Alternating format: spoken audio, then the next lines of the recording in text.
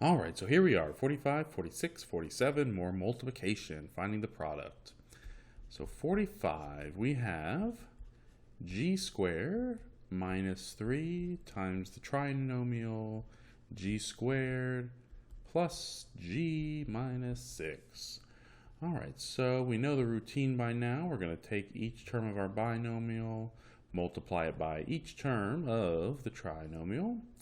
And so what does that result? Well, g squared times g squared is going to be g to the fourth, and g squared times g is going to be plus g to the third, and g squared minus 6 is minus 6g squared. And negative 3 times g squared will be minus 3g squared. And negative 3 times g will be minus 3g. And negative 3 times negative 6 will be plus 18.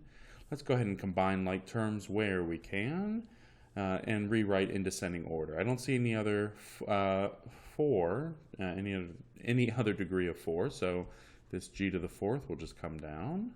And we have g to the third minus no other g to the third, so that will also come down, that cube. And then we have, let's see, negative 6g to the second minus 3g to the second, so that's going to be minus 9g to the second. And then we have minus 3g and plus 18. And there you have number 45. We simply multiplied our binomial times our trinomial. Sometimes we call that a superfoil in class, and then combine like terms. All right, let's take a look here at 46. We have x minus 12y times the quantity x minus 3y. So this is just a binomial times a binomial, and so this is going to be our basic FOIL.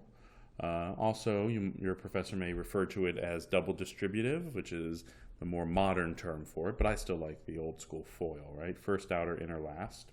So we have x times x, which is x squared, and x times negative 3y, so minus 3xy.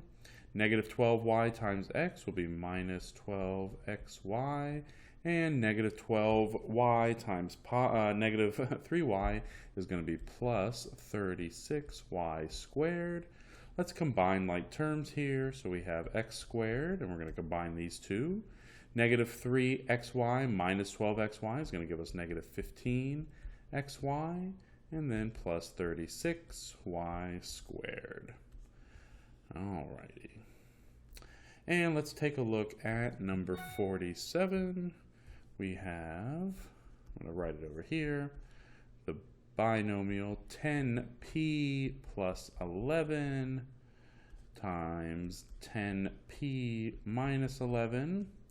And if you notice, these are the exact same thing. The only difference is the sign in between. And these are called conjugates.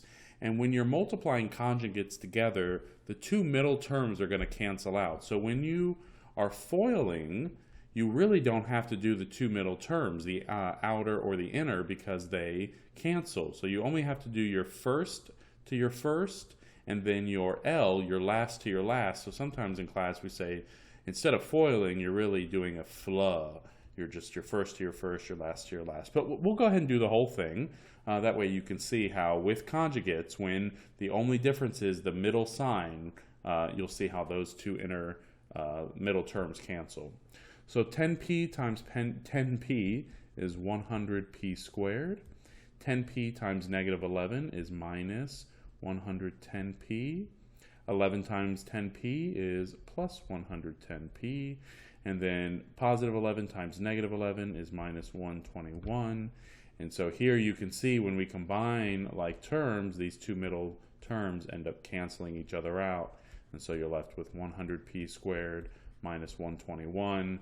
And from factoring, this is the difference of two squares, which is how you end back up with your conjugate factors. All right, so again, anytime you see when you're multiplying two binomials like this together and they are conjugates of each other, meaning the only difference here is just the middle term, one will be plus, one will be minus.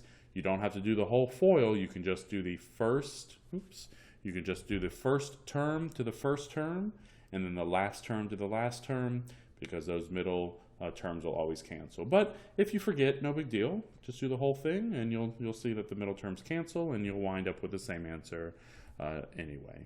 All right, so that was 45, 46, 47. We're going to take a look at the next few questions in the upcoming video. I'll see you there.